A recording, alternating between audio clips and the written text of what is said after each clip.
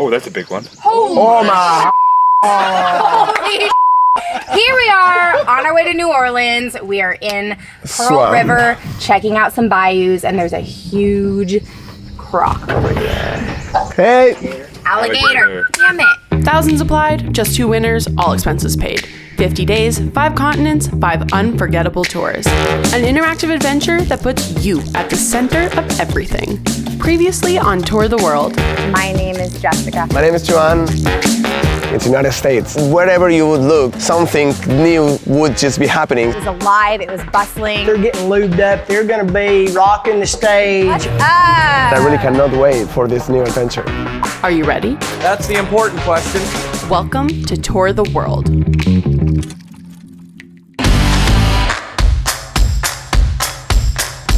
All right, are y'all excited to be here in Memphis?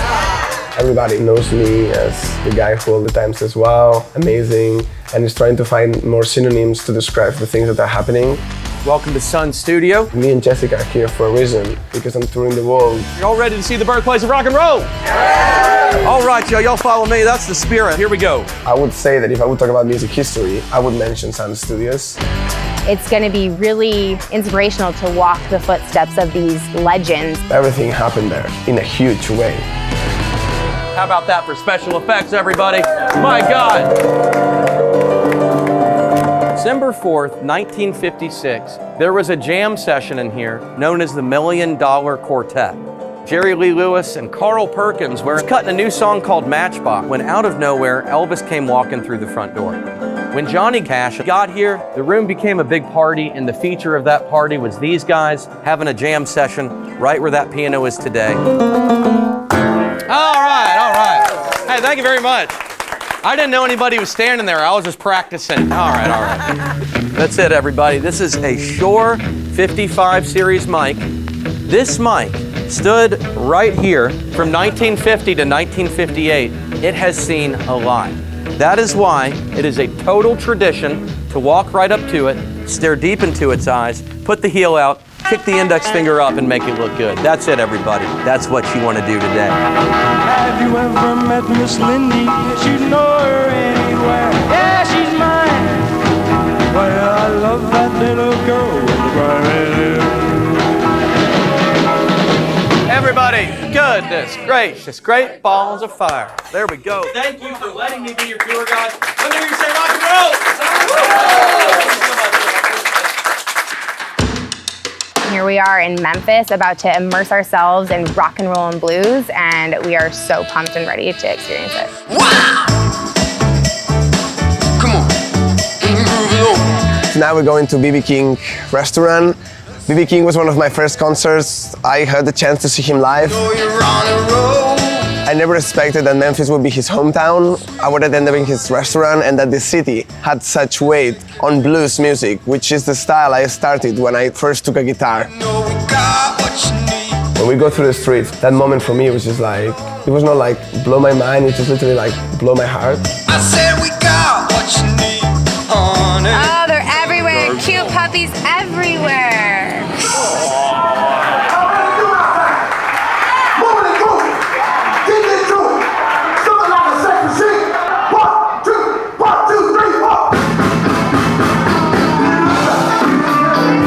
I felt we reached a really unique part of the tour to me, because we just visited Memphis. So for me, I just feel like music-wise, it's an explosion to my mind, because as a musician, I'm really like bringing a lot with me, but also as a person, because you just understand how music also shaped these communities.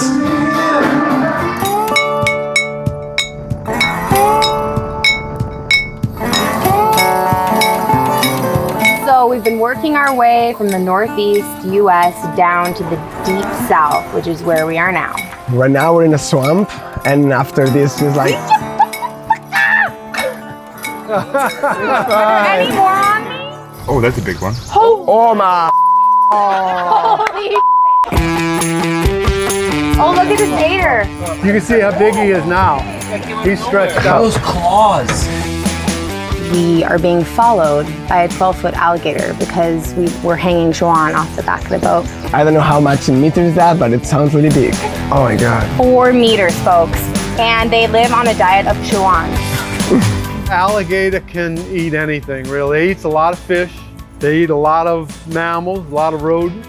And slide out where they eat a lot of dogs. No. Where I live, we lost 3 dogs last year to alligators. That's disgusting. Our tour guide, Roy, was awesome. He was born on the swamp. I'm on a camera out there, but I can't let you put your hands out the boat. The guy was like feeling it. Like the guy lived there, he knows the stuff. I don't care.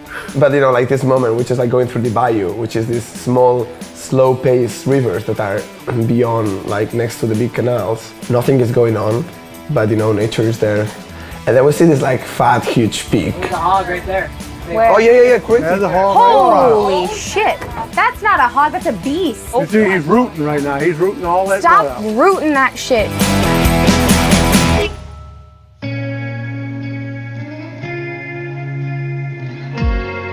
I grew up on the water, and so getting to the bayou, even though it was so different than what I'm used to, I just like felt like this weight was lifted off of me from like being in a car and camping and all these things. Ooh, hold on. Ooh. Woo! So it was just really good to get on the water with the team and just like experience this whole thing together. It was a lot of fun to have like wind in our hair. The moment where it's just like going full speed on that boat through that canal, through that like river, it just brought me to Peru. Because you know, it just felt quite similar. So where y'all going next? We're gonna go into New Orleans, into the city. Check some music, check some fun. Let's see where the night brings us. So can't wait to hit this city.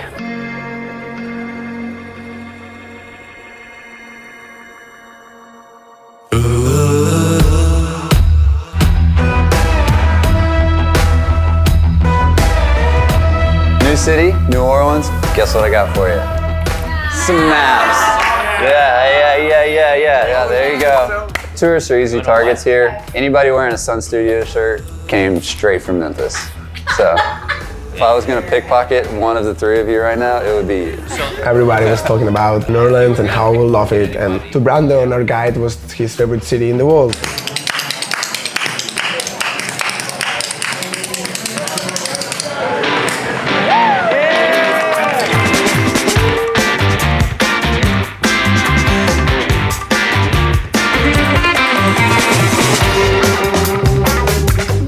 The whole team felt really alive because of the energy in the city. Everything looked shiny and everything looked nice, and it was just arriving there and feeling like, literally like home. And then we come across this street band, and like before you know it, there's Joan dancing and playing instruments with these local guys.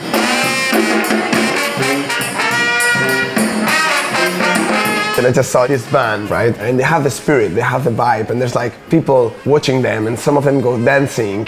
And then one of the musicians offered me to play the cowbell, which I was like, please, yes, thank you. I was just like one of the band. I felt important for a while. And in that moment I was like, okay, I get it. That's what New Orleans it is.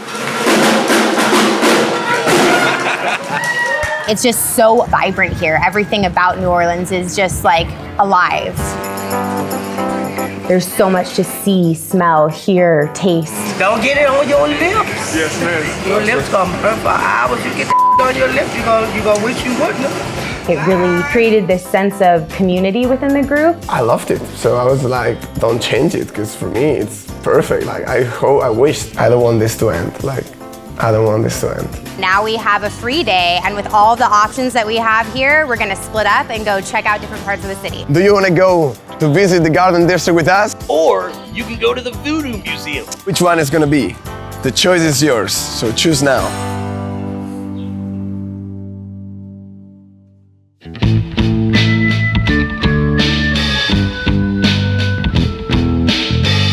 All right, guys, so we're in the French Market right now. So Café Du Monde's been famous since the 1860s. They've been throwing out beignets and coffee 24 hours a day. Beignets are something that you can really genuinely get in New Orleans. It's never the same anywhere else. Actually, we just caught a glimpse of the guy making it down the street, and they come out in like little square sheets like this, and he's literally not looking at us and just throwing sheets in. It's interesting because they give it to you in a bag, and they just dump a whole bunch of powdered sugar in it. And once you shake the bag, I mean, like, it literally, like, there was powdered sugar everywhere around Cafe Du Monde.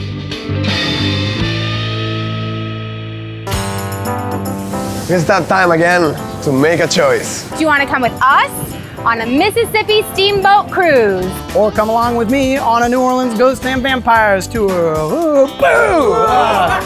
It's your choice. Choose now.